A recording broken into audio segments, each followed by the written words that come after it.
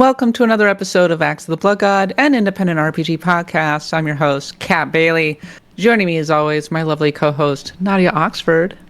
Hello, Kat. I hope you're completely rid of those Nausicaa-like spores that attach to you every time you're in Jeff Keighley's presence, or so I've heard. Kat won't understand I don't understand that reference. reference. I haven't seen Nausicaa.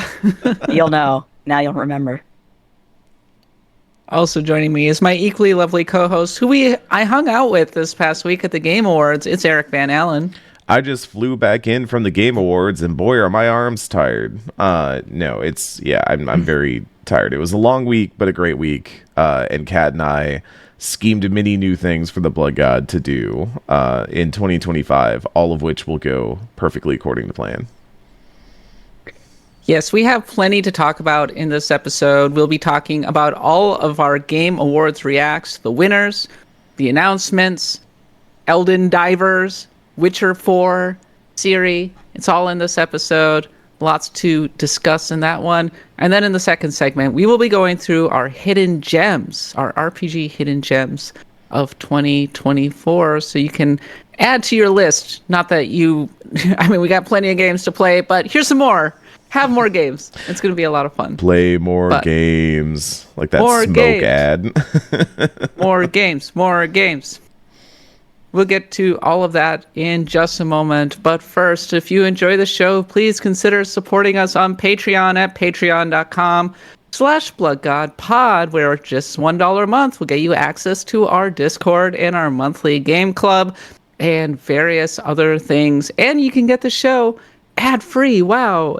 Amazing. And then at the higher levels, the $10 level, you get access to the Pantheon of the Blood God. We are doing Radiant Historia. We just had a really good Drakengard episode just recently. The Stars of Destiny get access to tons of bonus content, including our exclusive access to our post show and recordings that nobody else gets access to as well. Very fun. You should go check that out. And if you support the Patreon, you can support me, the newly independent Kat Bailey, who left IGN this week. Yes. Wow.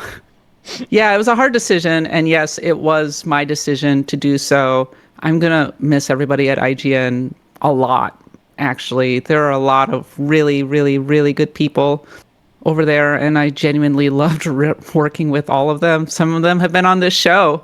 Mm-hmm. That shows that how much I enjoyed working with them. I worked with one of my best friends in Reb Valentine's. So yeah, it was a tough one, but I am honestly really excited about 2025 and excited to be independent again and working on my own projects. And this was an opportunity that I kind of couldn't turn down. I think 2025 is going to be an amazing year for video games and an amazing year to be able to really get out there and talk about lots of different games on my own terms. So it's going to be a lot of fun, y'all.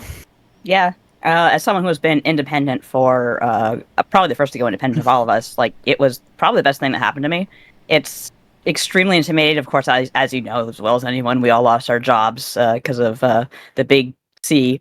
And it was scary, but at the same time, we had already established Blood God, and we were going to go independent, and I had a good feeling, as nerve-wracking as it still was, and I have a good feeling about 2025.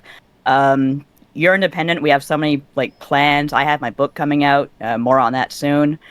And 2025 is going to be. It's been such a wounding year, and I'm not saying next year is going to fix everything, but we can hopefully start to see some peaks of green growth rising up from the volcanic ash, to use a very anime term. And I think we're going to be one of those little green shoots that are hopeful. And at the end of the game, the ones that you get after the credits to indicate that everything's going to be okay. Yeah, we're the golden route. This is the golden route. We're the golden route, hopefully. Knock on wood. Also, next year is the biggest year in Axe of the Blood God history, at least since the launch of the Patreon. Get this. 10th anniversary of the podcast, 5 years since the launch of the Patreon, our 500th episode. Wow. That's going to be freaking incredible.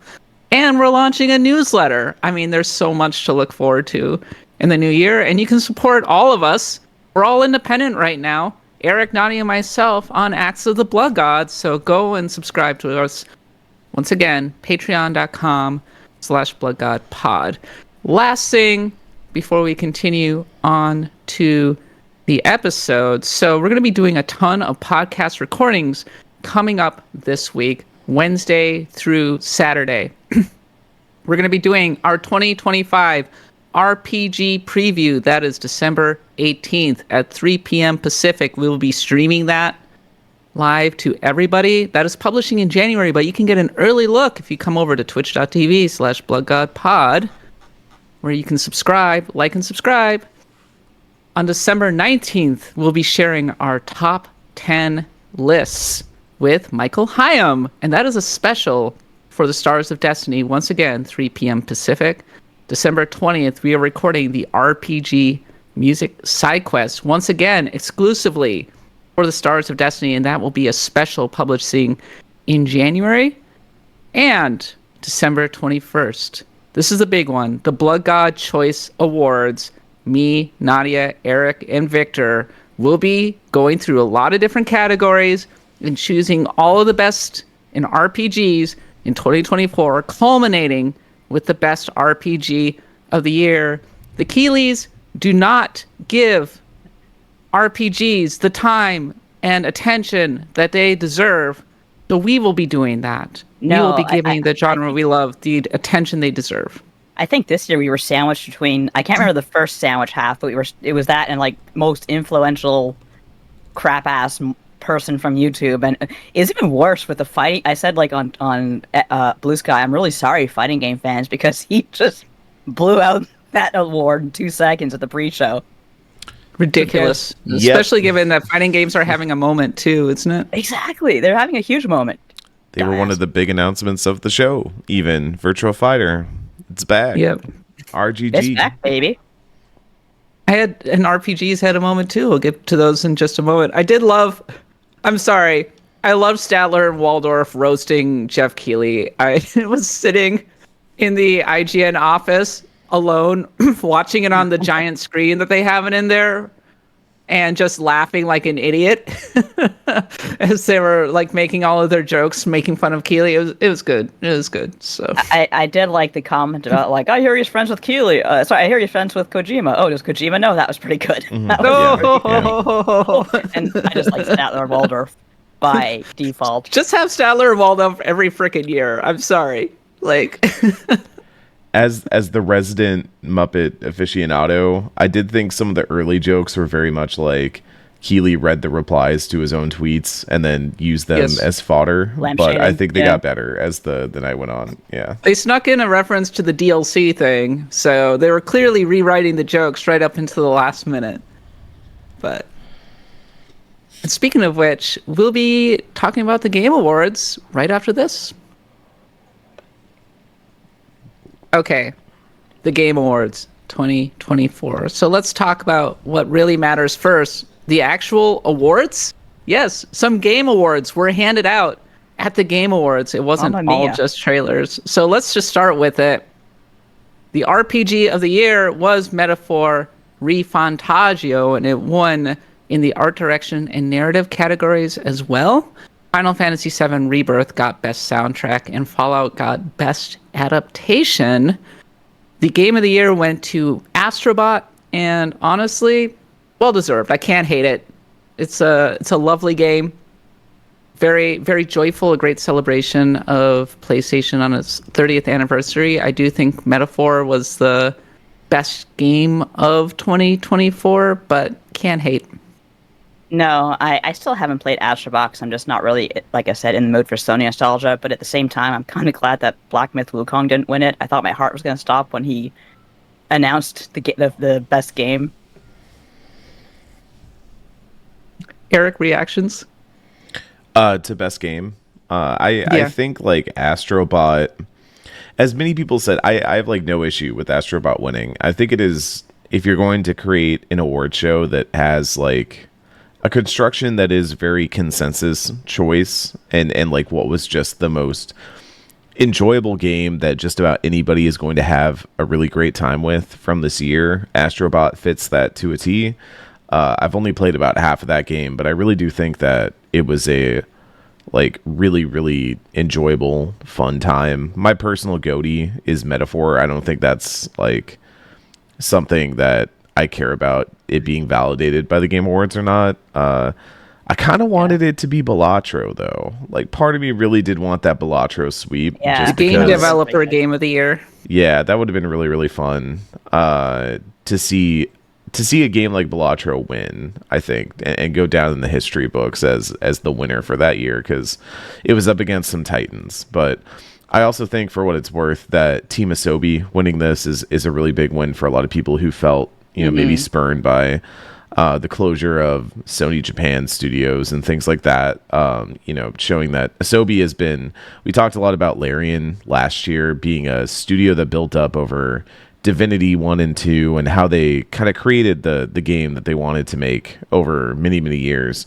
Asobi has been making Astro for a while now and really, really turning Astro into something that is a genuine contender on the major stage, on major stages like this, like a Mario competitor, dare I say. And it's wonderful to see them get that recognition. The sheer irony that Fumito Ueda showed off his new game at the Game Awards on the night that Astrobot won Game of the Year, given that Team Asobi was built on the bones of Sony Japan Studio. So it was a night of contrasts, a land of contrasts, as Bart Simpson would say. Nadia. When Keeley announced that, like, he started to cry, and I said, "Oh boy, we're in for some dickery here, I guess." And oh my god, he was getting like actively choked up at some of these trailers. I get to show off this game that's coming out in 5 years, which is I'm probably so why I can't utterly hate him, because he does have huge pride in what he does, but he's also a drip. He is a drip. Yeah. A lot of the comments from that night were very focused on the legacy and impact of games, but they were very centered around the impact of games as they pertain to the Game Awards. It's very like, I've done so much for the games. And look, like Keeley taking one victory lap, to be like, yeah, I did this thing and it's still going. Like we broke out independent and we kept the Game Awards going, and it's at the scale that it's always been at. That is genuinely like pretty cool. Yeah. But I mean, the discourse du jour around it was that he included one segment to kind of act as a response to the criticisms of last year that he did not really deal with the fact that the industry has been bleeding for a couple of years now. Yeah. And I do think that segment was very credit. sweet. I think that I'm going to give credit choice. where it's due. Yeah. He should have had a game changer segment a long time ago. It's here now. He is actually listening. Jeff Keighley, please give more time to the actual awards. That's my other piece of feedback for you, rather than just being a giant commercial. The pacing felt, well, it dragged a lot in the middle, as usual. It's a 3-hour show. Yeah. Statler and Waldorf being asleep made a lot of sense to me, because that was me at that point too. But it doesn't need to be like 4 hours or however length it is. I think it was even more apparent this year because every time it was time to pay the bills, the gacha games rolled out. It was like, here's the new hot anime lady you can roll for in your favorite gacha. And it was like, great, we're paying bills. And it tells you the Player's Voice Awards was what? Zenless Zone Zero, Wuthering Waves, and Black Myth Wukong. All of the fan bases that are just going to spam the ballot boxes, so to speak. So... I think it was good that he had the Game Changer award, to be clear. Like, I really do think that was the right thing to do. It was just also painfully obvious that it was like a thing we needed a while ago, and it was also there to kind of patch over the fact that the feature class was quietly dismissed this year. Oh, they didn't even like pay attention to it. No, class there wasn't dismissed. one. There was no future class this year. No future class? Yeah. Interesting. Mm-hmm. They were looking at doing a future class mentoring program. I wonder if that just never came off. I mean, I think an astute observer might look at the way that last year's Future Class put out a public call for Keeley to recognize many global issues, and say that maybe the disbarment of the Future Class this year might be a quiet recognition of that, if nothing else. But yeah, that was kind of a bummer to see. Like for every step forward, it feels like there's a stumble in the background, and it's like we can't ever have like a feeling of getting better without also having some sort of like side effect, some sort of like, you know, it's the cough syrup. It's like it's gonna make you a little bit better. It's gonna taste a little bitter too, because there's like a little bit of extra that's like, this went backwards. This didn't do anything. Like that didn't really do much. Happy they did the award though. Amir's speech was very great. Sven's speech was also great. Sven's had a great speech. Yeah, Good giving job, him the space Sven. to just like spit hot fire. Like, good lord. He is the voice of morality, a real moral voice in the games industry that is desperately needed. And what he said about game developers making the games they want and not trying to cram in commercialized elements and the money following, because people can detect the authenticity and the passion that is going into this game, heard. And I'm really glad that he had a moment to... He is one of the most authentic voices in the games industry. So, all the respect in the world for Sven Vinke. But let's talk about the commercials, shall we? We got a lot of trailers in this one, a lot of announcements for the Game Awards. We'll start with The Witcher 4, which was revealed for the first time via a trailer. It is called, in fact, Witcher 4. It's like Toy Story 4, but Witcher 4. Ciri is confirmed as the new Witcher. IGN had numerous exclusive content. Go check that out. Among other things... Thank you, Siri. Among Not other that things, Siri. Among other things, we learned that Geralt will, in fact, be in Witcher 4. And yes, Doug Cockle is back. Ciri is the new Witcher. It's going to be a single-player, open-world, action-adventure game. There will be more tools, both gameplay and narratively. And, of course, it's starring a lady. So the controversy has already begun, and people have already been really weird about Ciri being the hero, which... I don't know, 5 years ago, I think everybody would have been pretty pumped. So it just shows how things have changed. Man, act like you've played a video game before, dude. Like Ciri was set up as the protagonist at the end of The Witcher 3. Like, one of the endings, which, you know, is kind of weird because there are other endings to that game. My ending to The Witcher 3 was the Nilfgaard or whatever ending, like Mine that too. stuff. Yeah. But like one of the endings is very much like, yeah, Ciri is the future of the Witchers and is probably going to change how the Witchers operate, because hey, maybe like the way that the Witchers operate, basically doing the joining from Dragon Age, and doing this like Trial of Grasses, maybe there does need to be an adjustment to the way this stuff works, and that Witchers need to evolve with the times, because that's another big theme of The Witcher 3 is that even like the job of the Witcher is becoming outdated. Like Geralt is being rapidly like outdated by the world around him. Like these are all tangible themes of the story. People like, act like you've played a game before. You kind of have to ask yourself: is this actual outrage or just grifters doing the grift? Oh, it's a grift. It's rent stew. Yeah.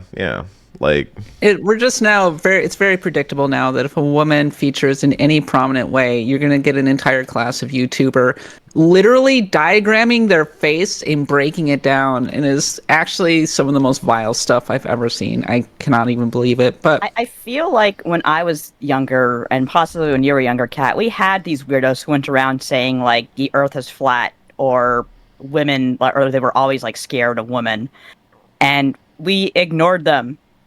And they had nowhere to go, though, to be honest. Like, I guess the internet gives people plenty of space to gather and be weird, which makes it worse.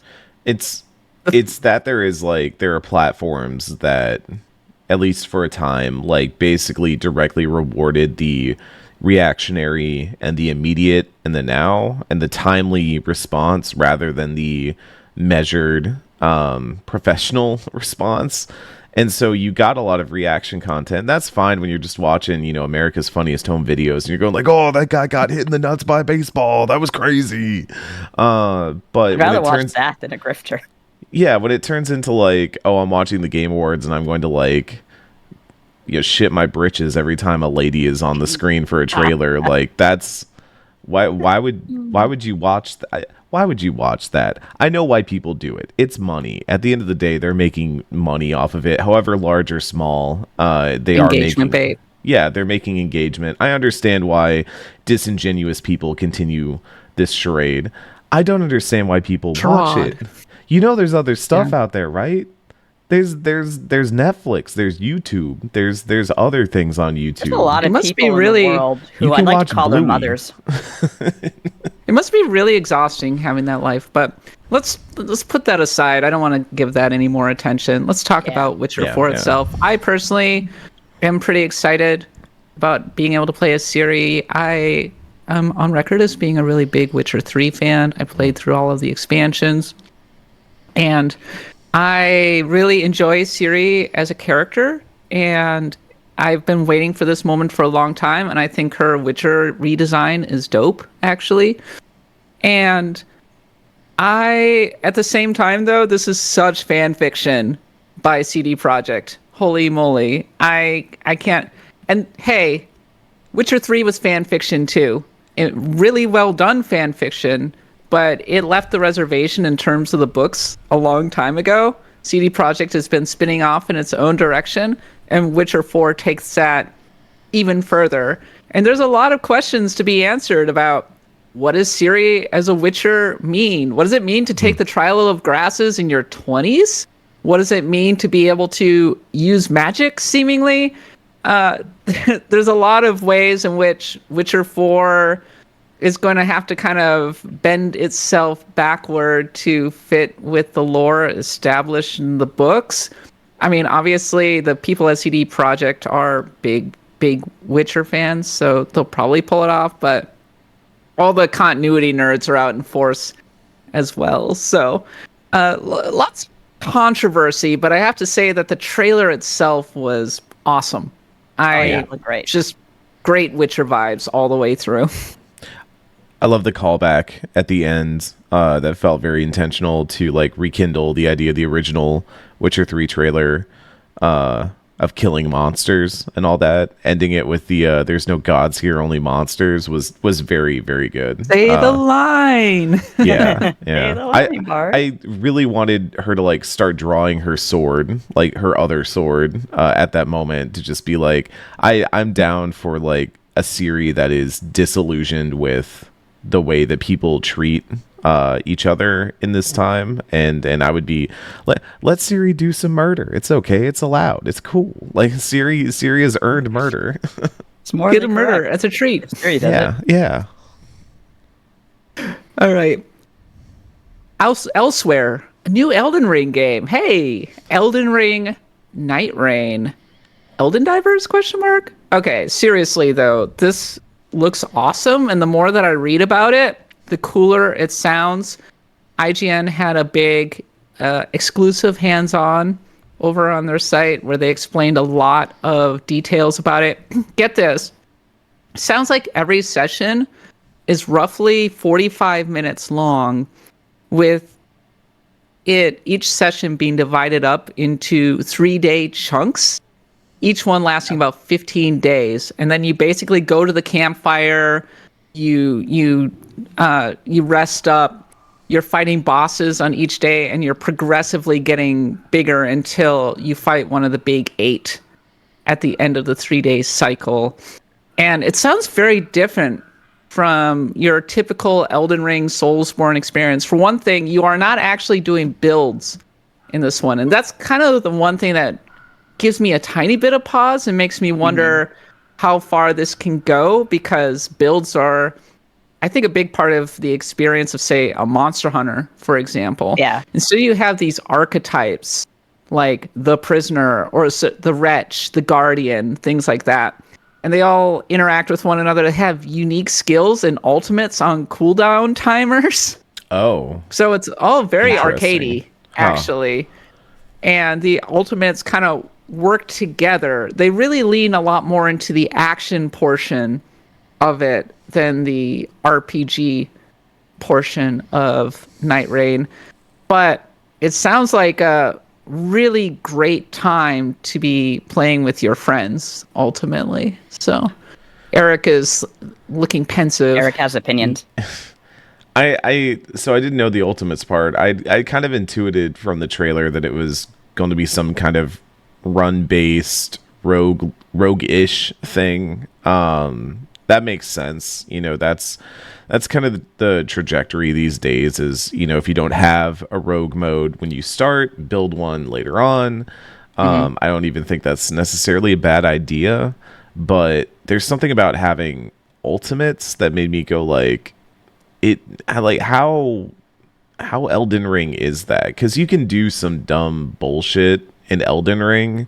Lord knows I have, but I I guess I'm going like there are specific things that you do in Elden Ring that you have to beat using your build and the way your build operates, I guess. That you have to, like, if you're going for a physical build, for example, like a Rivers of Blood katana, like you're going to have to be up in their face and using your weapon skill and playing a certain play style.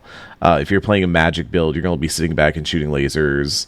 And there are certain play styles that build around that inform the way that you move through the world, the way that you handle boss spacing and things like that. And I think if you start to add MOBA elements to it, which is what those are at the end of the day, they're MOBA ideas. And even going back to like Warcraft 3 hero concepts, I wonder how much that shifts the design space of Elden Ring, because now you're not just dealing with what your loadout and what your numbers say about who you are. You're kind of being determined by what abilities you have and how those abilities shape your playstyle. And I guess I'm just really wondering, like, where that's a way of simplifying the design space when you do that run. So you're like, okay, well, magic is only going to encompass these things. Your physical fights are only going to encompass these things. So you're not going to have that like massive breadth that you had when you were playing Elden Ring. It's easier to design those runs and those variations. But I'm just curious how that's going to affect like the feeling of building a character, like you were saying. Like, is your character going to feel special or unique, or are you kind of going to get into the ideas of like a Slay the Spire or Bazaar, like we have right now, the newer one? The thing is, where like, you're going for an I idea, a concept. When you have like a difficult game, like a Souls game, the whole idea is to make a build that you are comfortable with, that you can surmount all these challenges with. And for me, that was like, I had the God Skin Peeler, which is one of my favorite weapons in a game. And at one point, I had 2 double blades that was going like a lawnmower through the enemies, and that was the fun part of Elden Ring to me. And just taking that away from me and saying, "Here you go, now you're a doofus with a sword." It's like, I don't want to play that. I'll go play Monster Hunter. So, IGN, this is how IGN described it. Imagine stepping back into the opening area from the original game, only nothing in the landscape seems to be where you remember it. Also, there are 3 of you now, and everything is happening much faster. You squad up with 2 other players, get dropped to a densely packed alternate reality chunk of Limgrave that has both its enemy types and the placements of its castle and forts randomly shuffled around at the beginning of each session. Big roguelite energy right there. And it's up to you and your squad mates to build up from your lowly level 1 character status as fast as possible by harvesting ruins and weapons as you slash and dash through every enemy-filled camp and castle that you come across. One question that I have is, I think one aspect that makes, say, Helldivers 2 or Monster Hunter compelling is that you have your character and you're building them up and you're getting a lot of cosmetics and unique weapons and interesting things. If you don't have that aspect, if you are playing as a pre-built character, will some of the overarching long-term appeal be lost in Yeah. Elden Ring Night Rain. Yeah, I think that's basically my problem. I like to play the way I want to play, and taking that personality away from what's already a pretty dark game. I mean, I love the fact that my character has all of Blythe's clothes. I have the wolf hat, I have the cape, I have my lawnmower blades. What else do I need? I don't want to be someone else. I'm me. At the same time, though, I like that it's being experimental and taking the concepts established in Elden Ring and spinning them off in a different direction. And the concept on paper sounds really cool. I bet it could be pretty fun. And let From Software I'm cook. sure they'll make it fun. Like FromSoft, they know what they're doing. Also, there's a real fan service component to it. I guess Dark Souls bosses will be showing up as well. Yeah, there was like some people were saying that there was like a Dark Souls 3 boss or something like that in there, which is potentially really interesting because I was talking with some friends afterwards and I was saying that like one of the major things that I think it's overlooked from games like Bloodborne is the Chalice dungeons and the really, really cool stuff that was done in those and the interesting bosses you could really only fight in Chalice dungeons. And so I would love to see some of those concepts maybe get like a second life in a game like this. That'd be really exciting. Continuing onward, the other big announcement was Intergalactic from Naughty Dog, which is described as a combination of Cowboy Bebop and Akira. More fake outrage over the protagonist, who's a woman with a shaved head. It's actually pretty metal, reminds me of Empire Records. But we didn't get much more out of Intergalactic than a CG trailer with a lot of brands in it, actually. We saw Porsche and Adidas and Sony. There was a fake anime that was designed to deliberately be evocative of Akira. It's a bounty hunting game. And I guess there's a lot of questions about whether or not this will be a open universe bounty hunting space RPG. And if that's the case, and that's coming from Naughty Dog, I'm in. Full stop. Let's go. Starfield, but good. I'm there for it. I can't see Naughty Dog doing something as... I'm sorry, did they say it was like going to be an open world? Like it's supposed to be huge and expansive? No. This is all speculation right here. Oh, okay, Neil Druckmann has said some things about what Intergalactic is going to be all about and everything, but we don't have a huge amount of information about it to this point. I think that Intergalactic is a bad name because I instantly think the Beastie Boys song, Galactic Intergalactic. The Heretic Prophet. And it's a great song. I love it. But so Intergalactic stars our newest protagonist, Jordan Munn, a dangerous bounty hunter who ended up stranded on Simperia, a distant planet whose communication with the outside universe went dark hundreds of years ago. In fact, anyone who's flown to it hoping to unravel its mysterious past was never heard from again. Jordan will have to use all her skills and wits if she hopes to be the first person in over 600 years to leave its orbit. interesting. I like the idea. Smaller scale then at this point? Maybe Most not likely. open world universe so much? But I always like the mystery of these people have gone to this place and have not come back, and now you are going to that place, and maybe you'll come back, maybe you'll not. But if you die, at least I get to solve the mystery. I think them doing a like third-person action game that has a sword is interesting because I associate, this might be controversial to say, I associate Naughty Dog with cover shooters because they have primarily made cover shooters for the last like 2 generations of Sony consoles, and obviously they make character action platformers and stuff. I love Jak and Daxter. We want to talk about Jak and Daxter someday. Yeah, put that in the pantheon. But I'm very curious to see what they do with a character action system that looks like you're going to be swinging a sword and jumping around and being a little bit more active in the melee space, because that can go really well or that can go really not well. And be curious how that goes. Naughty Dog's calling it the deepest. Our narrative goals are rivaled only by our gameplay ambitions. It's the deepest gameplay in Naughty Dog's history. And they showed some screenshots, which honestly look like, what was the Grasshopper game? with Travis Touchdown. Oh, No More Heroes. No More Heroes? Yeah. It looks like No More Heroes. Yeah, a little bit. Yeah. I A like little the, bit. Back to Santa. Maybe it's Planet Santa Destroy. the deepest gameplay. So now when enemies are killed, they will yell their full names and even their past careers at you as they die. I was a technician. Oh. I had aspirations of writing the first great American novel. Oh. Nadia, Eric, any excitement for Intergalactic? Do you plan on playing it? I'm so on modern Naughty Dog stuff. Like, I don't care about. They did Uncharted, right? Yes. Yeah. Yeah, I don't care about Uncharted. So, if I don't know if they can give me when I see a thing like that and I see the. I was impressed with the trailer, put it that way. But it's like, okay, great. What does your game look like? So I'm kind of at that stage. It would bite me in the butt if I said that like just a trailer can't really excite me, because we will get later on in this list of reveals, and I will say that there are trailers that just excited me by pure existence. But Yeah. I think with Intergalactic, everything about it, I don't know, there were like little idiosyncrasies that kind of made me wonder what was going on here. I'm also like very not.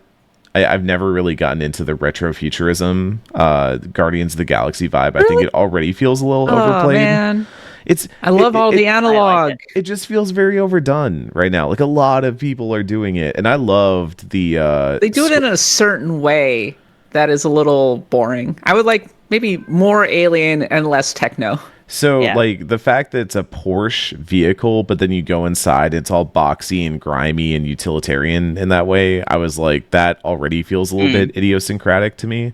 And then you like go to the cockpit and it's very like everything's kind of jagged and messy, but then like the Sony record player is pristine and beautiful. Yeah, And I was I like, see what oh, you're I getting don't at. know about this. The CD changer, pretty Yeah. cool. I'm already like kind of hard to sell on that, and I think the best it's been done for me in the video game space was actually the Marvel's Guardians of the Galaxy video game. That game, y'all, that game is so good. That game is ridiculously good. I cannot recommend it enough. It's very, very good. But that alone makes me wonder whether this game is really going to hit for me or not, because I'm already the settings not doing a lot. And granted, if you told me, oh, Naughty Dog is making a zombie game, I'd be like, that seems kind of like, oh, they're just doing genre fiction now. But then The Last of Us basically set the world on fire. So I'll give them a little bit I of like benefit Last of of the doubt, Us but- Part 2, to be clear. I thought it was a really good game. So Yeah, they're both great games. And again, they're games where you that can they do... kept releasing for multiple years in a row. I think there's another They remake showed that up was again announced. here. Yeah, it was the Part 2 remastered is coming to PC, which is very funny. Like those games. There was a good keep just joke getting about announced. Naughty Dog roadmap leaked for the next 10 years, and it was all intergalactic sequels and remasters. Yeah, good stuff. It looks fine. I'm not like over the moon about it. I'm not foaming at the mouth for it, but We haven't exactly seen gameplay or anything. We just got trailers. So yeah, I think it would be more exists. interesting if like the Porsche exterior was all kind of beat up and like the Porsche was hanging off a thread or something, like the logo, or and the Sony looked like it'd been kicked around. But they would never let that happen.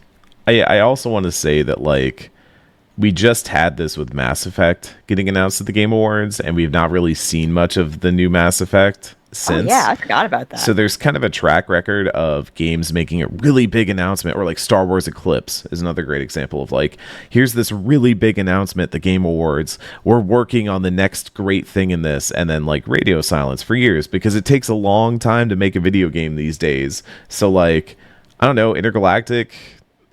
Is it even this gen? Probably. It's probably a PS5 game, but who's to actually say? I don't know. Like it is a game that exists and is being worked on, and we'll probably learn more about it when there's actually something to talk about. So, yeah. There's a couple of games like that on here. been in development for 4 years. And Neil Druckmann says the story is quite ambitious. What happens when you put your faith in different institutions?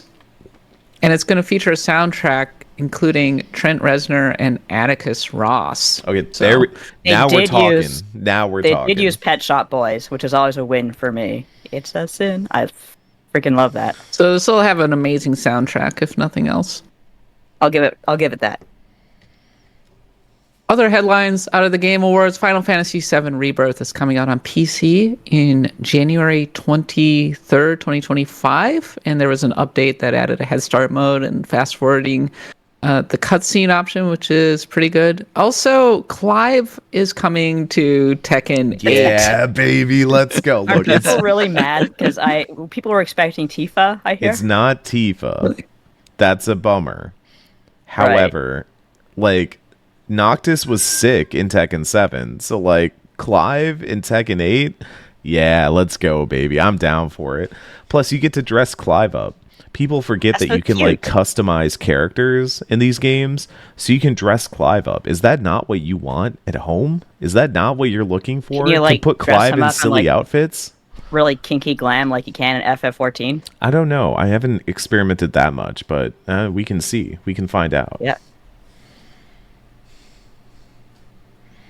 Any other things from the Game Awards that really stood out to you, Nadia? What are you the most excited about? Anything else that jumped out at you? I came away from that whole thing feeling very, it's That Good. was 3 hours. that was 3 hours exactly. Yeah.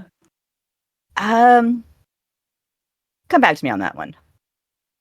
Eric? I've got some Slay the Spire 2 early access 2025, yes, let's baby. go. Let's go. Let's go. That Oh was my one of gosh. the first things announced too. Slow Clap. The A lot of studio that excitement made- among a certain crowd at IGN, the Oh, yeah. nerdy crowd. Oh, yeah. The sickos. Oh, yeah. The sickos were out. Slow Clap, the studio that made Sifu, is making a soccer game. When I tell you that this game is gonna rip, right. it's gonna It's be like so Rocket good. League, but Sifu. Cat, Rocket League is just soccer. Why- Soccer with RC cars, and now Right. it's people. They're big cars. They're not RC cars. I like an They're car FF7 cars. remake. It's their Soccer League with dogs. Soccer with Funny. dogs. I enjoyed that one actually. Yeah, those two ripped. Did we talk about Project Century yet? We haven't. Ueda's making a mech game. No, different one. Oh, Project Century. My bad. That's the that new was Project Robot. Yeah, RGG's have a new name. Project game. Century. Yeah, Yakuza Project Century Story. is absolutely my most anticipated game out of all of these, outside of maybe The Witcher. It looks so cool. I want that doesn't jacket. That jacket is That's sick. a nice jacket. Like RGG knows how to make just a good looking game with like stylish protagonists and just drip. Like just fantastic. But like all the shots of him like stumbling around, getting into trouble, scrapping, talking to the ladies, smoking a cigarette, looking cool. Like every part of me was like, yeah, that I want to do that in a video game. That looks sick. Somebody like I leaned want over to to me. smoke cigarettes in a video game. I was at a watch party and someone like leaned over to me and was like, man, the Sleeping Dog sequel looks sick. And I was like, hell yeah, it does. Yeah, no, that was So is this a new spin-off? This isn't technically a Like a Dragon game I would or a imagine- Judgment game. I'd imagine this ends up being like Ishin, maybe. I didn't recognize that character if it was supposed to be like Ishin, where Yakuza characters are playing some sort of like different role.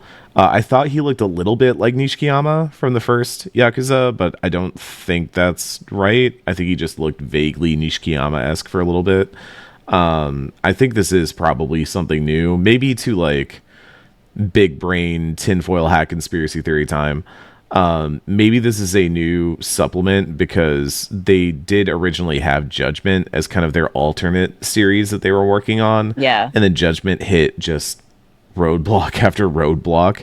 And so this might be RGG going like, okay, well, we're probably not going to make another Judgment. So maybe we just go do something else. And especially after seeing like pretty, not like thunderous reception, but like definitely a good reception to Ishin.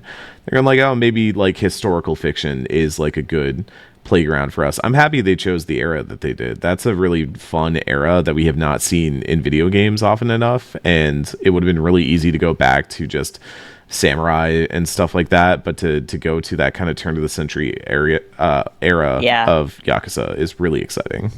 The era is very interesting. We have people in the chat saying Onimusha. I was never an Onimusha fan. I am a little bit sad because we are getting a big Capcom moment, and Mega Man is just nowhere to be seen. Neither is Breath of Fire, and like those are the two series I really care about most. Or Dino Crisis. Still I would love another Dino drowning at the Crisis. bottom of the pool. Latched to the chair.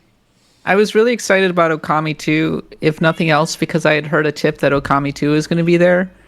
And people were like going, nah, Okami 2 is not going to be there. I'm like, and so when it showed up, I was like, I did a victory lap. I was very excited. But, and Kamiya's working on it. And he made a studio called Clovers. I love that. Clovers, yeah. I do love that. Yeah, and I think like someone on Blue Sky was saying how basically Platinum is the signs have always been there. They haven't been very healthy, and unfortunately, I think the studio that gave us Near Automata might be. Platinum is dead. Yeah, Platinum. Let's be real. Yeah, it's over. not good. Yeah, it's so Babylon's Jover. Fall.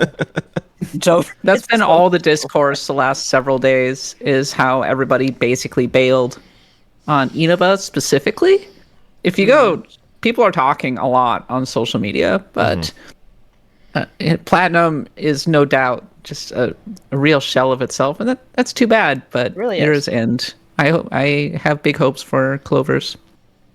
So that's all the announcements from the Game Awards. Did you have a favorite? Is there something that we didn't cover that you wish you had? Do you have big feelings about the Outer Worlds 2 trailer? Oh, We want to right. hear your thoughts. Not really. Okay. It looked okay. Looks fun. It was very self-aware. It was fun. I I hope it's good. It's the Outer Worlds. I don't know that Yeah, that it's world more has Outer won- Worlds. I don't know that setting has won me over yet completely as being something really exciting. So we'll see. But go check it out. Cat at blogoutpod.com or hit us on all of our social channels. We're on Blue Sky, etc. All right, that's it for the Game Awards. We'll be getting to the random encounters in just a second. Okay, it's time now for a series of random encounters. Cyberpunk 2077's 2.2 update is out, and it adds new secrets, customization options, and much more. Pokemon TCG Pocket is getting a new expansion, The Mythical Island, with Mew headlining it. My premium premium trial has officially ended, so I'm just gonna have to live with one booster pack per I week. haven't done the trial Alas. yet. I should sign up for Oh no! What if you gotta do that? Yeah. Wait until this week, because this is a great time to just rip packs. I'm sitting on a giant stash of hourglasses, and I'm gonna rip so many packs when this I game use comes them. out. I've got like Yeah. 200 backed up right now. I'm ready. 10 Same, polls. 10 same. polls when this thing drops. Ready to go. And I also have I have something like 700 points that I can just dump into a really sick EX or special artwork Pokemon. I'm stockpiling them. I want to get to 1500 something so I can get a really cool premium X. I don't even play this game. I just like the art. What can The I game say? is terrible. The game is awful. I Yeah, I despise know. it. I'm hopeful that the new set will shake up the meta a little bit, because I think the meta of this set has been pretty stale. The meta is just flip a coin or feed the X and kill everyone. I love to flip coins. I Marowak. hate that so much. Bonk on the head. Just flip that. Just flip those coins. I want to get another Articuno EX so I can finish off my Starmie / Greninja / Articuno deck, because that one is actually pretty fun. I have a Articuno spare one, I think. I want the Articuno Trading. EX special art because Articuno is one of my favorite Pokemon. Period. A I Cannon would say 6. top 5. So, oh, we'll have trading next month, so maybe somebody can hook me up. I will hook But- you up if I have it. Thanks, Nadia. Welcome. Chained Echoes is getting DLC next year. It will explain with a new land and a story and a playable character, the White Wolf. Yeah. I think it's called Ages of Elrant. I have a typo, so I was kind of messed up. But Eric, excited? Are you So ready for more excited. Chained Echoes? Yeah, now I have to finish Chained Echoes. I did the Xenoblade Chronicles 3 thing where I stopped at the final dungeon. And so, Not Eric. I keep doing your this. deal? I don't know why. It just, I don't know. It makes my brain You don't tickle. want to end. Yeah, I don't want it to end, but also like I hit I'm that like that. I dungeon understand. and I'm out of steam, you know. So and then I'm like, oh, I got to go back, but like I'm at the end of the game. I have to remember how to play this game. Mm, But I am gonna go back. I'm gonna roll credits on Chained Echoes because I'm very excited for whatever this is. Like I just want more Chained Echoes. I want to support these makers. They made something that was really really special, I think, and really noteworthy, and I'm so glad they're getting this room to just kind of launch a DLC that not only adds more content and does more stuff in a game that's already really robust. It's a really like full content offering IMO with some really really great stuff in there. But like you get to do just so much more. There's more mini games, there's more activities, there's more stuff to do. I can't wait. I'm so happy. This is definitely the win for me of this week. Continuing onward, Sony confirms interest in the Kadokawa acquisition, with the staff and owner apparently really wanting the deal to happen. That would put From Software potentially under the auspices of Sony. Meanwhile, Elden Ring has shipped 28.6 million copies. It's a lot of Elden Ring. Erdtree's DLC won't be eligible for BAFTA's Best Game Award. A new Pokemon project is in the works with the Wallace and Gromit creator Aardman, which awesome. I love this. That's gonna be I fun. love all of the creative little animation projects that they're doing. All of the ancillary stuff around Pokemon is so much more interesting than the games these days. I'm hoping the games improve because I've always loved the games. Me too, honestly. And finally, Nintendo now fully owns the Xenoblade studio Monolith Soft, having seemingly bought out the rest of the founding shares. So Wow. Monolith Soft has been fully absorbed and secretly a really critical part of Nintendo's studio pipeline, between being a technical support studio and just cranking out really, really solid RPGs whenever they feel like it. Yeah, I feel like the only acquisition announcements that I enjoy or want to hear are from Nintendo because they're very careful about who they choose, and Monolith Soft definitely deserves to be in there, in the pantheon, so to speak. Okay, we're heading into the tavern now. We're settling down by the fire, and we're talking about the RPG hidden gems of 2024. Games like Metaphor Refantagio and Final Fantasy VII Rebirth will be celebrated heavily heading into the end of the year conversation, which is happening this week here on Axe of the Blood God. But there are lots of other RPGs that came out this year which did not get as much attention. So let's celebrate them. Let's talk about them a little bit. And hey, if you want to share some in the chat, we want to hear about them so that we can talk about them here too. Nadia, what was the RPG hidden gem of 2024 that you really enjoyed? I have two of them. Visions of Mana, I think, was a great follow-up to the original Secret of Mana's like legacy, and it's a shame the studio shut down. But we did get Square kind of reabsorbing the creator, so that's good. Maybe we'll get something out of that. But, Hooray! hooray! Amalgamation. But yeah, the it had the perfect nature worship, which is the way I described it, that the first game did, and it really nailed that. There's certain things that I wish it had done better. Maybe they will do better in the future. I hope so. I hope they get another chance. But the real 9 out of 10 game this year that I think was missed was SteamWorld Heist 2. It was better. You really even liked than the SteamWorld first one. Heist too? I really liked it. I mean, the original SteamWorld Heist, picture that, but more. And maybe a little bit more organized because they have classes instead of like going by the weapon this time, like the type of shot that you make.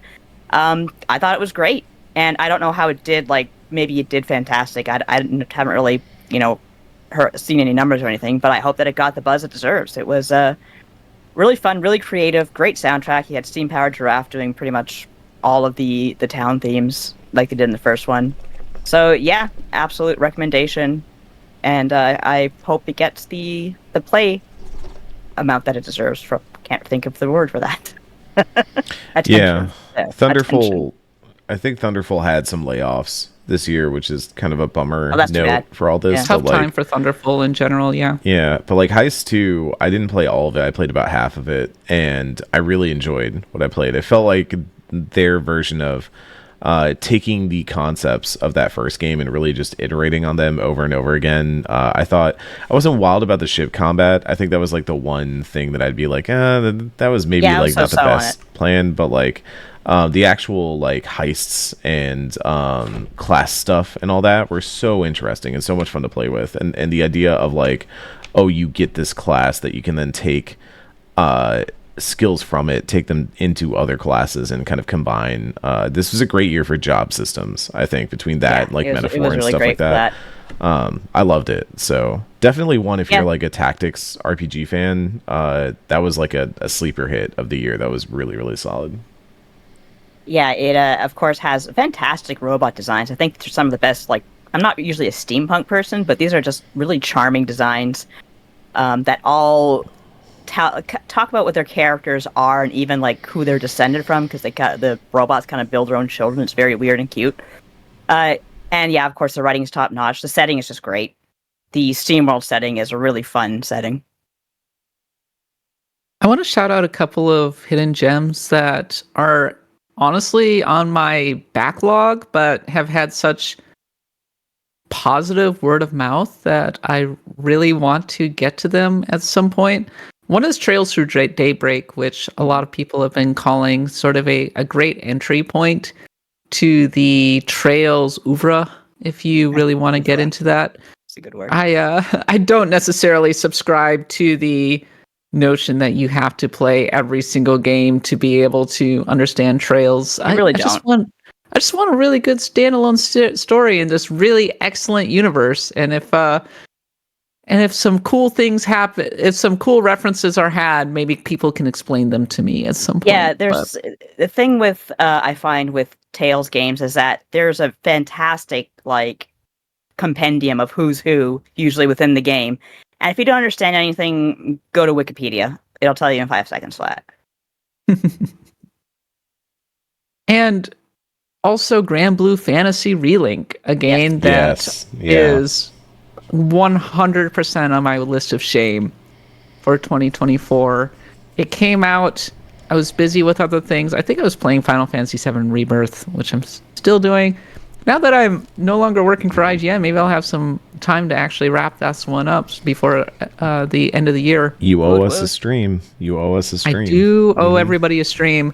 Honestly, I'm going for it. I am going for it this week. I'm going to bank at least a couple hours a day up until the end of this week, and maybe I can get through it, because I'm not that far from the end, and I really do want to do a spoiler cast sooner rather than later, so that'll be a lot of fun. Maybe we can get some cool people on there. But Grand Blue Fantasy Relink, a co-op RPG in the Grand Blue Fantasy universe, gorgeous graphics, really strong word of mouth, and I don't feel like it's being talked about nearly enough.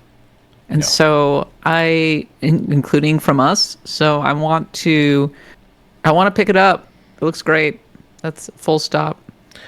I played the demo earlier this year with a friend of the show, John Carson, and I think we were both taken aback we kind of went in expecting like, oh, it's going to be co-op, it's going to be play an action game with your friends or whatever. We were surprised at the variety of characters that there were and how different it felt to play those characters, and how interesting it felt to mess around with the synergies and the like team compositions, because it was like you pick from the lineup of Grand Blue characters and you say like, oh, I want to play this character who's like a dragoon kind of, she's got like a big lance and she like does a bunch of leaps and spear dives and stuff like that, and you really feel like you're an up close fighter. But then you go to like the magic caster, the healer, and it feels very different. The healer, I think, or maybe it was one of the magic casters, reminded me a lot of playing Aerith in Rebirth, where you're kind of like planting your feet, doing some like ley lines stuff for a 14 reference. But like, I really like those casters where you have to kind of like plant your feet to like really cast your big spells, and so you have to kind of decide between mobility and doing big damage. And I thought that was really, really fun. I enjoyed that. I lamented with all the gacha games at the Game Awards this year that like I know I've heard so many times that like Honkai Star Rail, for example, has really great story. Genshin Impact has really great story, stuff that is there like was worth one- seeing. But If it's there all was one of those games that I was going to pick up, it would definitely be Honkai Star Rail again. yes, yeah. But like you have to play a gacha game. You have to like roll for characters. You have to engage Yeah. with all those like numbers and systems. Get those anime girls whereas- into your game. Yay! Relink like lets you just pick characters from a roster and go. And like I'm sure there's probably something in the works there that is somewhat role based or something like that. I wouldn't be surprised, but it's largely built on the idea that you're gonna pick from this great list of characters and go into battles, and everyone I know who has like played it has been like, yeah, no, it's really, really fun. Like it's really enjoyable. So we might have to do like a Blood God stream or something at some point. You know? That'd be fun. I think we should do that. Game multiplayer Monday. To play Elden. We were calling it Monhun Monday, but multiplayer but- Monday, where we all get together and play Monhun Grand Blue Monday. Fantasy or Elden Ring or Monhun or We've whatever. got some weeks until Monhun comes out, so maybe we warm up with some Grand Blue. Heck yeah. One more game that kind of jumped out at me, the Thaumaturge, an RPG set in 1905 Warsaw. And would I describe it? It's got a little bit of it's a turn-based game. It's described as Witcher meets John Constantine, but set in 1905 Warsaw. A mid-sized RPG. There's a lot of investigations that are going on. It's only like 20 hours or so, but I really liked the art style, and it jumped out at me, especially when it came out on console. So I think that was one that, at the very least, I'm a sucker for alternate historical settings with a fantasy bent to it. So You like that French Revolution series, like Ask the Dragons? I don't think I've played that one actually. Oh, it's a book series. Oh yeah, Yeah, I don't think I I've saw read that that and one thought that. actually. I haven't either, but I hear it's great. Eric, what are some of the ones that you want to shout out? I mean, I'm gonna do it for like the 1000th time, but 1000 times resist is not really an RPG, but I'm just gonna say it again. It's like one of the best games that you can play this year. That and Mouthwashing, everybody should play those games. I don't care who you are. I don't care what games you like. You like those two games. But I did put a call out to say like, what are some of the games I missed? Because I really did feel like the indie RPG passed me by this year. There were a lot, you know, I dipped into Beloved Rapture for a bit and I enjoyed what I played of that, but the two that surfaced, I'll do one from my backlog that I have yet to play, but I really like want to play before end of year, and one that I am in the process of playing right now. So my backlog game is Arco, which is a really fascinating pitch. I'm going to pull it up on my laptop over here real quick because I think it's a really cool concept for a game. It's a Mesoamerican fantasy RPG that blends turn-based and real-time combat, where you play as these characters that you kind of have this like you move and they move sort of thing. So you're like setting up turns in advance and kind of like executing and playing simultaneously in a way that's really interesting, where you kind of play in your turn, enemy has their turn, and then you hit go and it goes, and then it like jumps back. Okay, now play again. And I always like those like concepts for RPGs. I think they're really interesting and really fun. And so that's one that I really want to play, especially because I love the idea of a like Mesoamerican RPG. That's such a rich and interesting like vein of ideas to get into. The other one that I have been playing and is very deep, and I'm not going to do this game justice. I pre-apologize. Caves of Cud. Is that how you say Cud? Quid? I don't know. Cood. The Caves of Cood. Caves of Cood. I don't like that. It feels like I'm saying a bad word when I say that. Quid. I have started that game. I am trying to comprehend that game. That game is big. That game is, I mean, it's over a decade of development, and like the easy pitch is, have you ever missed the days of Ultima? Have you ever missed the days of the you are set off Every on a day. journey? Yeah.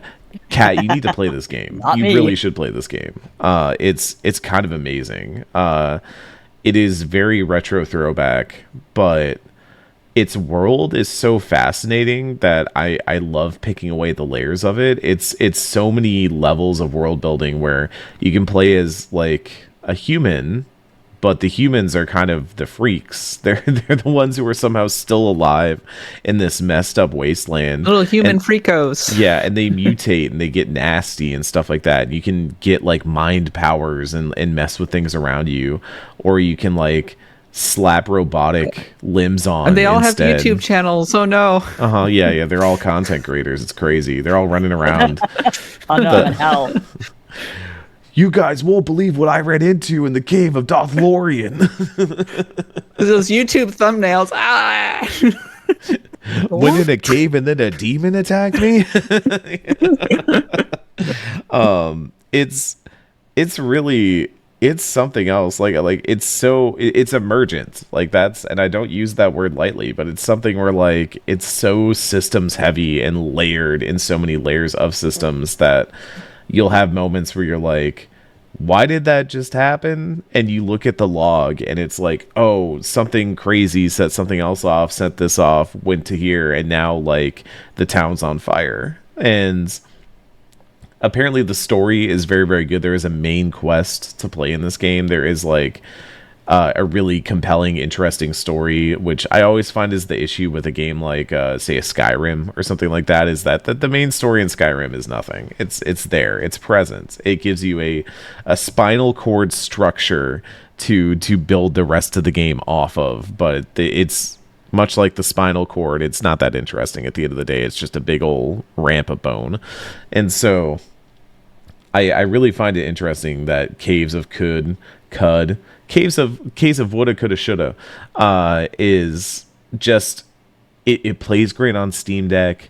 It's low impact, and it's just always got something new around the corner. And I think that's like really what I've enjoyed about it, is that a lot of RPGs I've played this year are all about like the compelling story and the narrative and the construction of the world that they have in front of them. But this game is like, I'm just peeling away layers of insanity and design built up, year over year over year.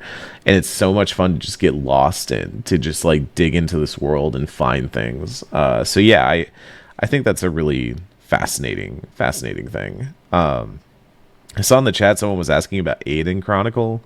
I played. Would you call that a hidden gem? It's hidden, all right. I regret to say that was one of our most anticipated games of 2024. So it was disappointing. I feel like maybe this is actually a situation where the original Suikoden, although a classic, is not nearly as good as Suikoden 2. So I'm holding out hope that maybe the team needed to limber up a bit and hopefully we'll do less of that weird shenanigans with the Kickstarter and making weird like random soldiers named like Weed Vegeta 69, because that was that kind of impacted the gameplay, I think, for some people. It just kind of takes away from the realism. But yeah, I'm hoping that we kind of have a Suikoden 2 going on with Aiden Chronicles. I think game development is hard. Yeah, it is. And it is for sure. I think my thing with Aiden, I played like a good chunk of it earlier this year, and I kind of wrote my initial thoughts and never like went back to it after that. It was just really struggling to tell the story it wanted to tell. It didn't feel, it felt very nostalgic for sure, but it didn't feel like it was doing anything interesting with the nostalgia. And the few times where I felt like there were really interesting or fun battles, there were a lot of them that just felt very rote, and the world was not really doing anything for me. And I feel like there are the bones of something great there, but you can tell all the places where compromises were made, things came up short, ideas never got fully fleshed out, and that's kind of the bummer, is you see like the places where this game could have been something really amazing, and it just never gets there. And also it ran terribly on the Switch. I'm just like straight up, I would not play this game on the Switch. I literally was like, period. I was covering it, and I was like, can you send me a Steam code so I can like compare this? Because this seems weird. And I played them side by side, and I was like, yeah, don't play it on the Switch. It might be better now. I've heard that there have been patches. People in the chat, please tell me if I'm wrong, if it's been updated. But like when I played it at launch on the Switch, it was rough. It was real rough. Oh, one more. In Stars in Time, also on my backlog. But Same. friend of the show, Rev Valentine, has That was technically lauded last this game. year. That was technically last it year, was Eric. very end of last year. I'm using Game Awards rules. I agree. Yeah. Yes. Yeah. I think it should get a shout. 2019, Cool game. I think it was when I finally played RDR2, and that became like my game of the year. And it didn't seem fair to say, oh, like this doesn't count because I played at the tail end of 2028. Hey, or whatever. spoiler alert. Stardew Valley's on my top 10 list this year, so I agree. I've been back in the Stardew Valley hole quite If literally. a game comes out in December, that means it enters the time hole, and then can be on any game of the year list of any year. That's the secret. And so Chained I agree. Echoes is actually my game of the year. That's their class strength. in Stars in Time, though, what is it for people who haven't heard of it? It's like a time loop RPG, which is really fascinating and very like thematic for our current Pantheon month. But my understanding of it is that you're kind of an RPG party heading towards a big conflict, and you get stuck in a Groundhog Day type time loop. I think that's about right. Chat, please let me sounds know. about right. The art style is gorgeous. It's really, really beautiful. And it everyone has told me it does a lot with its concept, with how it handles the idea of the time loop and what that means for the characters that are stuck in it, and how it lets them kind of explore the moments leading up to what they're about to go do. It has been on my backlog for ages.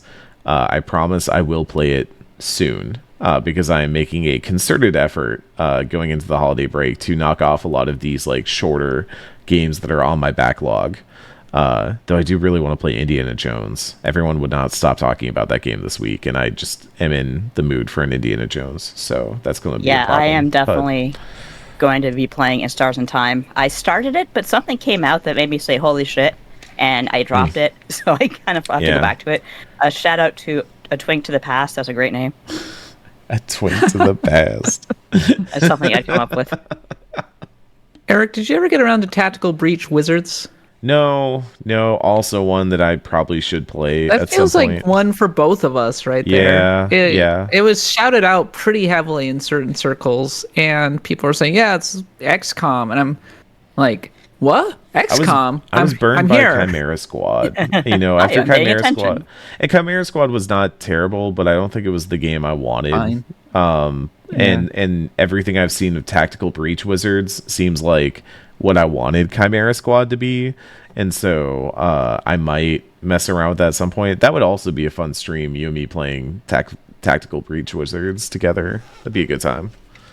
That'd be fun. Commander Cat, That'd be fun to watch you Lieutenant guys Van try to Allen. outsmart each other and I'd be at the side, like, eating popcorn. Yeah, we'll Saying, have go smart people. Commander Cat, Lieutenant Eric, and Skipper Nadia. Skipper Nadia do. Skipper Nadia Chimera is there Squad for was- moral support. Okay, that's fair. Chimera Squad was okay, but it was a little too neon drenched for my taste. It felt like a significant departure from the mood of XCOM and XCOM 2, and it was okay. Also, if I recall correctly, you had more archetypes than you did the create a character, and I think the creative character aspect of XCOM 2 was one of my absolute favorite parts of it. So.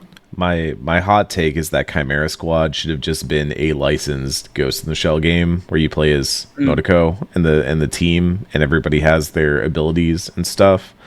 And it was much more netrunnery and hacking and stuff like that. That is my dream game. Please contact me if you would like to make that game a reality. I want to make a Ghost in the Shell tactical game, and I don't know. What limb do I not like? What finger do I not like? I'll cut one off for you. I'll sacrifice it. Your head? Not my head. Oh, I you need got- that to play the video game. Yeah, that's a live. I don't know. Take one. I haven't lost my my appendix yet. You can take my appendix. Oh, I've lost mine. Yeah, that was a. Oh, I told that story last week. I was supposed to go to a birthday party, and I got appendicitis instead. Me doing the Full Metal Alchemist like human transmutation. Take my appendix. Got him. Nadia, would you put Ease 10 on this list of hidden gems? Would you call it a hidden gem? I think yes, absolutely, because it really did not benefit by coming out so late and in the middle of like so many other games. But like, it's fantastic. Like all these games is top tier action gaming, and you really can't go wrong if you like Falcom, if you like Ease, if you like action games like Zelda. This is something quite like Zelda, but a little more frantic, a little less exploration, and more crashing ships because this is Adol. Actually, no, he doesn't crash a ship this time. This is in the beginning of the game, so it's not a spoiler. But it gets boarded, so it's still a disaster. But he didn't crash anything this time. It did, yeah. Lance says it got buried by Metaphor. It absolutely did, which is a shame because Metaphor is fantastic as well. But Ease 10 is fantastic, and I think a lot of Falcom stuff tends to go on sale. So by all means, pick it up like whenever you see it, whenever you get a chance for it. Even deeper cut, a game called Drova, which came out back in October. It has overwhelmingly positive reviews over on Steam, and apparently it's Gothic but in 2D. It looks really cool. Cool. I like when you Goth. look at it. Yeah, very immersive world. The way that the characters move, it's very pixel art inspired, and it's steeped in Celtic mythology. Cool. The description is marries the grim, dark tones of its genre with the mysticism of Celtic mythology, encounter a society where ancient, restless spirits and divided factions battle for dominance. In the age of chaos, I like uncover forgotten abilities and unravel the secrets of a past shrouded in mystery. And it won the Grand Jury Award at the Indie Cup, and a lot of people are recommending this one. So, if I could go back to high school, I would be Goth. I think I wasn't Goth in high school, and I regret that. I don't think I would. I don't think I'd do Nadia, Goth. it's never too late. You can be Goth. I don't think I really fit the Goth archetype right now. I'm too jolly. Oh, you can do it. You're too jolly. A jolly Goth. I could be I could be like Butters. Oh, hey guys. Well, I think life is great, actually. Hey guys. You'd be surprised how far dyeing your hair Mode. black and wearing black eyeliner all the way around can take you. Black lipstick. I've always wanted to have black hair. Like I've always wanted to. I always had like mouse brown hair. Thanks, Mom.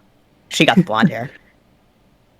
I have dirty blonde hair, something like that. You have nice hair. You have very nice hair. Oh, thank you. Another indie with like a really striking art style that came out that's also on my backlog is Felvedek. I've heard a lot of people. We should just call this the RPG backlog of 2024. It That looks really cool. I just spent a whole month playing 2 RPGs. Like my October was Metaphor Dragon Age. That was it. Like that, I didn't play other video games. I just played 2 video games for the month of October. So like, hey, this game looks pretty cool segment. Yeah, Look, there are too many games that are coming out. I only have X number of hours in the day. All we can do is our best. Felvedek is.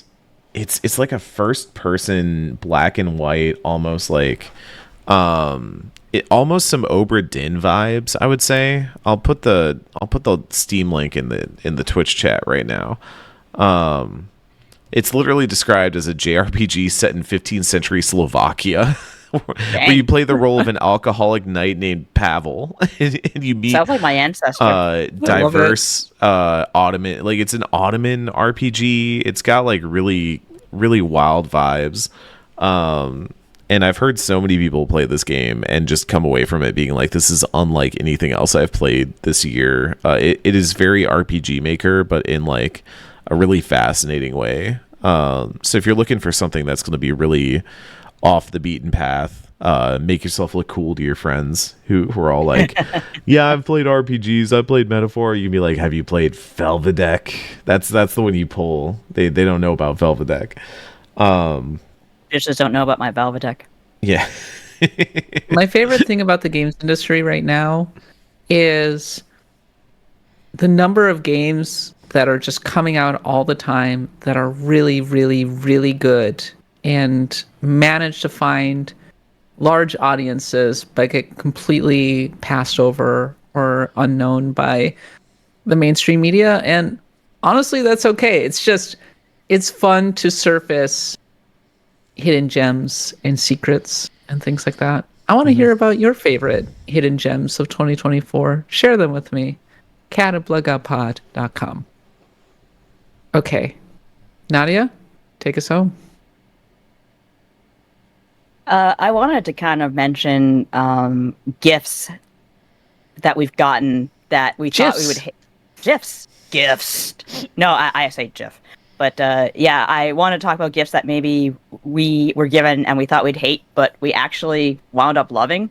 Like, for me, that was in, I'd say 1990. I got a set of the first four books of the Sweet Valley Twins, which is exactly what it sounds like. It's about the twins. Oh, gifts. Oh my god, you thought I was talking about little animated pictures? Oh no. Yes. Gifts. Gifts. T at the end. T, like Mr. T. Yeah, so I got a box set of Sweet Valley Twins, and I was like, oh god, I'm gonna hate this. And I ended up really liking it, because I identified with Elizabeth. And I actually like the way the I say series Eliza GIF, thank you. Eliza GIF. You idiot. I'm just so brain poisoned now that everything is in internet gifts.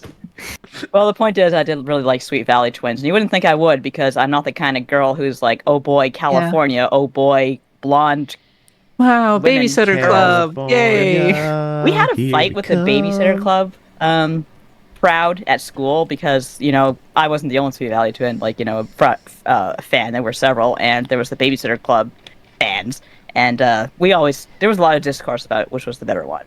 So, was there any, like, gift tea that you could think of that you just weren't sure you'd like, but you kind of liked at the end? Have I told the drum shirt story on here before? No, that sounds funny. So one year, I say, like, we got these shirts from my uncle up north. I have a very extended family up north, which is where we came from in Wisconsin. Wisconsin. So my uncle got my brother and I these shirts that were very clearly from like Hot Topic or something like that were electronic, and they would kind of play instrument noises when you mess with them. So I got a guitar shirt because I played guitar at the time. And now I don't know why I specified a time window for that. But it was like you would hold the frets, and then kind of you had a little like that's kind of strum fun thing, and you would like strum it and it would make noise. I got that one, and that was, that was okay. I was like, oh, this is kind of like I think I was maybe 17 at the time or something like that. And I was like, oh, this is nice. It's kind of a, little kid's gift. It was weird to get it as like a teenager, but I was like, oh, right. Whatever. That was, it's the thought that counts. And it was a guitar, so clearly thought went into it, and I appreciate that. My brother got drums. My brother's not a drummer. He can't keep a beat to save his life.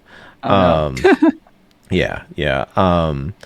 But the thing is, while the guitar had a strum, like a pick that was like attached to the shirt that you had to strum with to make the noise, the drums were just pads, and when you hit the pad, they would make drum noises.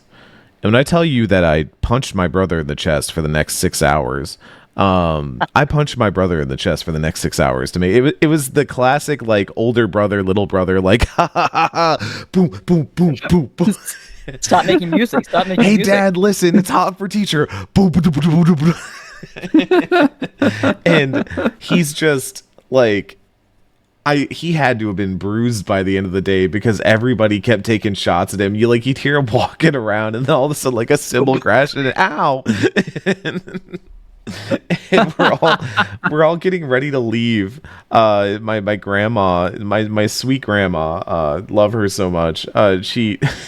We're all saying goodbye. She goes, "Bye, Alex." Wham! It's the snare. Snare. It had to be the snare. With the velocity I'd never seen my grandmother slap somebody in the chest before, and it was the funniest thing. Oh my gosh, the drum shirt lives in infamy now in our family. Every once in a while, I'll joke with my brother that I'll just kind of be like, "Hey, got your drum shirt on you?" And he'll instinctively like his scarf, Does it like have batteries? like he's Harry Potter. No, well, I think it had batteries and like a pack on the shirt. I don't know where the drum shirt is now, to be clear. You probably burned it. It's probably gone. He probably got rid of it because of the horrors It's that it cursed. inflicted upon him. The drum shirt is also cursed. Yeah, the drum bad. shirt lives in infamy in our family. So yeah, that was a gift where I was like, oh, they kind of got us like some little kid gifts, and then I proceeded to bully my little brother. So that was I would it- just hit myself like a gorilla all day because I like drums. yeah, it was. It's funny, like if you're wearing the drum shirt and hitting it, it's fun. But if someone else is wearing the drum shirt, it's hitting way more fun. I don't know if you know this, but it's more fun that way. I love that he's your little brother because a big brother's not going to let you get away with that. Oh, yeah, no. yeah. That was definitely a big brother moment for me, where my senses took over. But yeah, everything else. Yeah, I always appreciated socks. I didn't appreciate socks when I was younger, but then when I got socks when I was Socks, older, yeah. I was always like, oh my gosh, good pair of socks. Socks. I love Nice that pair of winter socks time is now. I always get a to put good on. adult gift. We Can't need go wrong. Axe the Blood God socks. We do. Oh, yeah.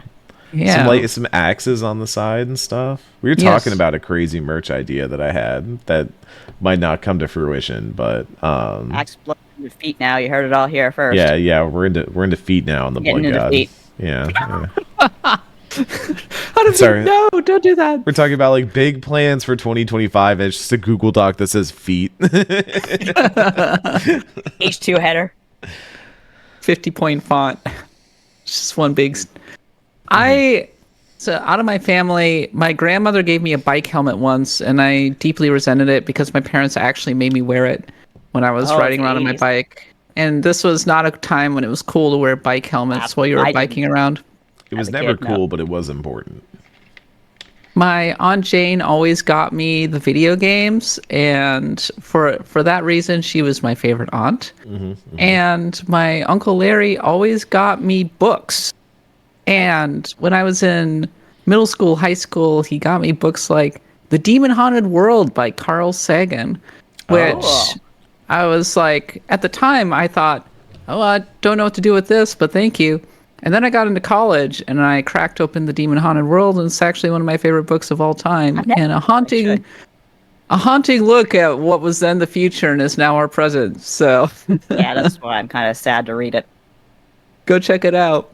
But yeah, so I think in terms of presents, I wasn't sure about, but I ended up really appreciating later. Definitely the books that my uncle gave me. Thanks, Uncle Larry. That's cool. He was thinking Appreciation ahead. to you. He was. Okay.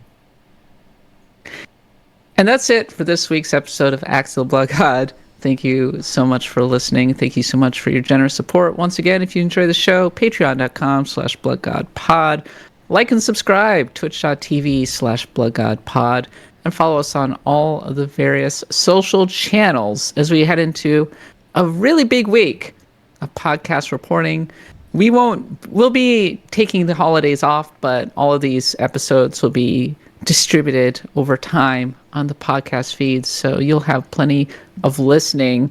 Instead of hanging out with your family, listen to Axe of the Blood God. There Hey, you go. that'll be Yeah. really good. Listen Good to idea. it while you're hitting your brother in the chest. Absolutely. Put the Blood God in the drum shirt, so that way when you punch it, it's like, welcome to the Axe of the Blood God. Ooh. We're heading into the Act of the Blood God post show with the Stars of Destiny right now, and this week we're joined by Anthrax Bees, Azixa, Billa, Criminal Justice, Flashback 2012, Harvest Lunatic, Kale Dranis, Laguna Matano 124, Lord Bob Bree, Robo Riley, Sarden, Stargazer, and Teeps. Thank you so much for your generous support. We're going to hang out, we're going to vibe, we're going to talk more about various topics, I'm sure. So come on over. We want to hang out with you over on the Discord. In the meantime, we'll be back real soon, actually, so stay tuned. Remember, we got a lot of recording coming up this week, starting with Wednesday, which we talk about all of the best RPGs of 2024 and look ahead to 2025. In the meantime, I've been your host, Kat Bailey. We'll see you again next week. And for Nadia, Eric, myself, thanks for listening and happy adventuring.